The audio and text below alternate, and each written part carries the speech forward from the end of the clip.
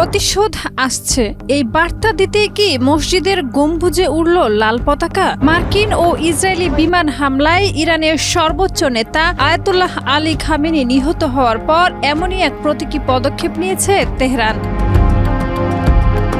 ইরানের ধর্মীয় নগরী কোম এর ঐতিহাসিক জামকারান মসজিদের গম্বুজের উপর উত্তোলন করা হয়েছে একটি লাল পতাকা, যা ইরানের সংস্কৃতিতে শহীদদের রক্তের প্রতিশোধের প্রতীক হিসেবে পরিচিত। বিশ্লেষকদের মতে এই পতাকা উত্তোলন শুধু শোকের প্রতীক নয়, বরং সম্ভাব্য প্রতিশোধ ও কঠোর প্রতিক্রিয়ার ইঙ্গিতও বহন করে।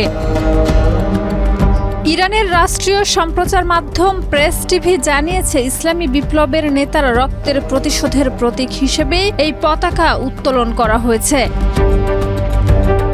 এর আগে 2020 সালের জানুয়ারিতে কাসেম সোলাইমানি মার্কিন হামলায় নিহত হওয়ার পরও জামকারান মসজিদের গম্বুজে লাল পতাকা উত্তোলন করা হয়েছিল, যা প্রতিশোধের প্রতীক হিসেবে আলোচনায় আসে।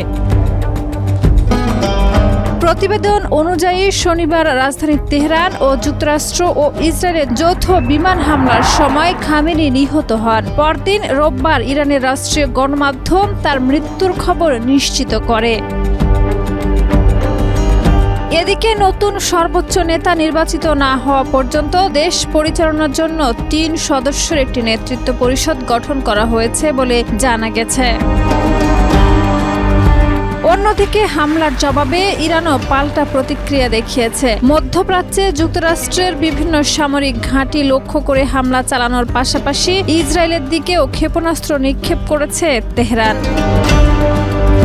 বিশ্লেষকদের মতে, খামেনির মৃত্যুর পর এই প্রতীকী পদক্ষেপ ও পাল্টা হামলা মধ্যপ্রাচ্যে বড় ধরনের সংঘাতের আশঙ্কা আরও বাড়িয়ে দিয়েছে।